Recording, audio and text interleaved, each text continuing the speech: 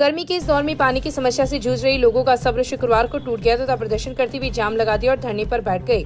मामला शहर के जलदाय विभाग के कनिष्ठ अभियंता कार्यालय के आगे का है। मामले के अनुसार शहर की वार्ड संख्या 1, 2, 7, 8, 9, 10 व 12 में लंबे समय से पानी की समस्या चल रही है, जिसके समाधान के लिए वार्डवासी विभाग के अधिकारियों को कई बार लिखित व मौखिक रूप से अवगत भी करवाया, लेकिन समस्या का समाधान आज तक नहीं हो पाया। पिछले 1.5 महीने से समस्या और गंभीर बन गई, जिस पर शहर के इन 7 वार्डों की दर्जनों महिला व पुरुष विभाग के चयन कार्यालय के आगे एकत्रित हुई तथा पार्षद अब्बास गौरी के नेतृत्व में धरने पर बैठ गए। इस दौरान कांग्रेस नेता अरविंद चाकलान व रामवीर सिंह राय का पार्षद लालचंद प्रजापति भी पहुंची तथा नारेबाजी करते हुए अपना आक्रोश जताया। धरने की सूचना पर पुलिस भी मौके पर पहुंची तथा समझाइश का प्रयास किया। जाम के कारण वाहन चालकों को परेशानी का सामना करना पड़ा। करीब 2 घंटे तक चले आंदोलन के पश्चात विभाग की XEN R K. चाहिल, an Vijay Kumar मौके पर पहुंचे तथा लोगों की समस्याओं को सुना। इस दौरान एक्सीएन चाहिल के निर्देश पर ट्यूबवेल नंबर 3132 में आए बिजली फॉल्ट को दुरुस्त कर शुरू कर दिया गया। चाहिल ने बताया कि पीएमसी के स्थानीय स्टाफ की लापरवाही के चलते पिछले 2 दिनों से शिवधुरा उच्च जलाशय को नहीं भरा गया, जिसके कारण उक्त समस्या बनी है। उनको टंकी भरने के लिए कर्मचारियों को पाबंद किया गया है। साथ ही गत दिनों डाली गई नई लाइन को जोड़ दिया गया था, लेकिन लाइन क्षतिग्रस्त हो गई थी, जिससे दुरुस्त कर दिया गया है। शुक्रवार की दोपहर इन वार्डों में उपभोक्ताओं के घर पर जाकर पेयजल आपूर्ति व्यवस्था को भी जांचा गया है। वार्ड नंबर 2, 7, 8, 9 की हालत ये है कि सारी लाइनें चौक हो गई है। वार्ड के अंदर 15 दिनों से पानी नहीं आ रहा। प्रशासन की हालात ये है कि प्रशासन जो अधिकारी लोग हैं उन्होंने फोन उठाने से फोन नहीं उठाते हैं। रतनगढ़ प्रशासन की हालत ये हो गई कि उन्होंने पोपावाई का राज समझ गए। हम प्रशासन को आगाह करना चाहते हैं कि आज तो हम सड़कों पर उतरे। यदि आपने अपनी कार्यशैली में सुधार नहीं किया तो हम ईंट से ईंट बजाने का काम करेंगे। हमारी जो मांग है, मुख्य आवश्यकता पानी, बिजली और रतनगढ़ में दोनों ही व्यवस्था चौपट हो गई। हम अधिकारियों को आगाह करना चाहते हैं कि आप अपनी व्यवस्थाएं सुधार लो, अन्यथा हमें मजबूरन सड़क पर उतरकर आंदोलन करने को मजबूर होना। समस्या ये है कि रतनगढ़ के अंदर पानी की व्यवस्था बिल्कुल चौपट हो गई है। 1 नंबर, 8 नंबर, 3 नंबर, जितने भी साइड के वार्ड है, पूरे रतनगढ़ की अगर स्थिति देखे तो यहाँ की पानी की व्यवस्था, इतनी गर्मी पड़ रही है, उसके अंदर यहाँ के अधिकारी है, जेएन है, एन है, एक्शन है, उन लोगों के कान में रूह ही नहीं जोड़ती है। पानी पीछे से बिल्कुल मिल रहा है। अपनी योजना का पानी अब की दफा बंद नहीं हुआ। खूब ट्यूबवेल मिले हुए हैं इनको, लेकिन इन की खुद की सुचारू व्यवस्था नहीं होकर ये लोग आम पब्लिक को परेशान कर रहे हैं। भारतीय जनता पार्टी की जब गवर्नमेंट बनी है, पानी बिजली की दोनों ही समस्या, न तो पानी मिलता है न बिजली मिलता है। तो हम इन अधिकारियों को आगाह करना चाहते हैं कि अगर आप समय रहते ये काम नहीं करा तो एक रतनगढ़ के अंदर एक बड़ा आंदोलन होगा और हम लोग। जिला कलेक्टर पुष्पा सत्यानी शुक्रवार को क्षेत्र की दौरे पर रही। उन्होंने श्री राजादेसर गौशाला में पौधारोपण कर आमजन से पर्यावरण संरक्षण की अपील की।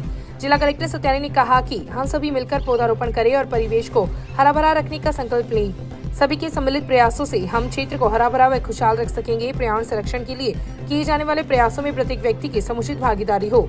श्री राजादेसर गौशाला में पौधारोपण कर गौशाला की व्यवस्थाओं का जायजा लिया। उन्होंने गौशाला परिसर व परिवेश में अधिकाधिक पौधारोपण कर परिवेश को हरा भरा रखने की अपील की। इस अवसर पर उन्होंने गौशाला से संधारित गोवंश, चारे, पानी व छाया व्यवस्था, गोवंश के लिए चिकित्सीय सुविधा सहित आवश्यक व्यवस्थाओं की जानकारी ली।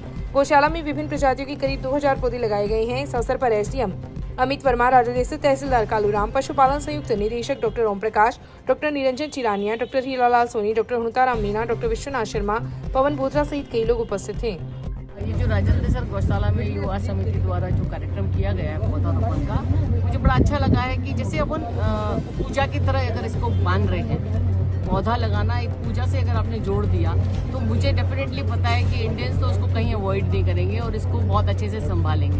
क्योंकि जब हम नवग्रह की स्थापना कर दी तो अब हमें उस नवग्रह का उतना ही ध्यान और मान रखना पड़ेगा जितना अगर हमने कभी किसी पूजा में नवग्रह की स्थापना की होती तो तब करते हैं। तो मुझे लग रहा है कि इसको अगर अपन जोड़ रहे हैं इस चीज़ से, धर्म से या किसी भी तरह से, किसी परंपरा से, तो मुझे लगता है कि बहुत आगे तक जाएगी। और आप लोग के प्रयास बड़े सराहनीय हैं। जो आज ही मुझे यहाँ पे हरा भरा दिख रहा है या घास तक दिख रही है, तो डेफिनेटली बहुत ही अच्छी आप लोग सेवा कर रहे हैं और आगे भी आप करते हैं। जस्ट मैंने एक महीने पहले मैडम इसी गौशाला में आप जन सुनवाई के तहत आए थे।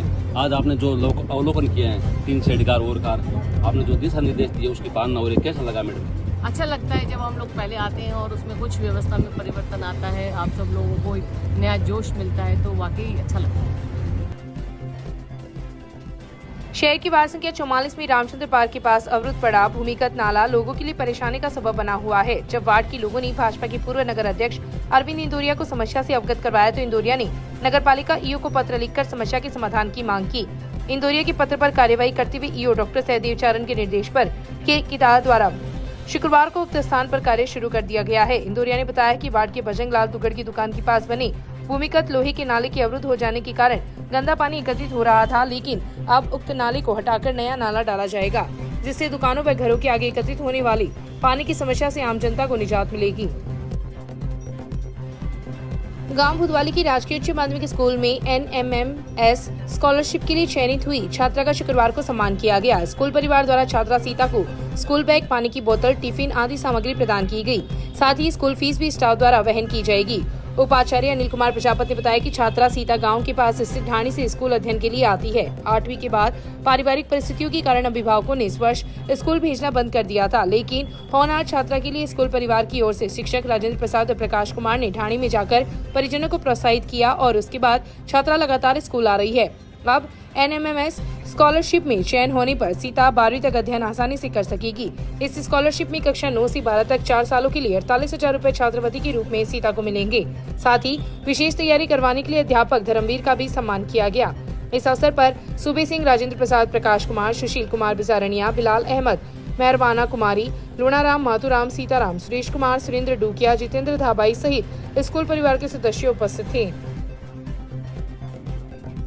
राजादेसर में शुक्रवार को एक दिल दहला देने वाला मामला सामने आया है, जिसमें पति व पत्नी की अर्थी एक साथ उठी है। 50 वर्षीय पति 2 घंटे भी पत्नी का वियोग सहन नहीं कर पाया और ट्रेन के आगे छलांग लगाकर आत्महत्या कर ली। पति पत्नी की मौत की घटना के बाद परिवार में कोहराम मच गया। घटना के अनुसार राजादेसर कस्बे की वार्ड संख्या 23 निवासी 43 वर्षीय संतोष रेगर की मानसिक स्थिति ठीक नहीं थी। संतोष को मिर्गी के दौरे आते थे। वह सुबह घर से सब्जी तथा अन्य सामान लाने के लिए निकली थी। इसी दौरान राजादेसर रेलवे स्टेशन के पास वह प्रयागराज सुपरफास्ट ट्रेन की चपेट में आ गई, जिससे उसकी मौके पर ही मौत हो गई।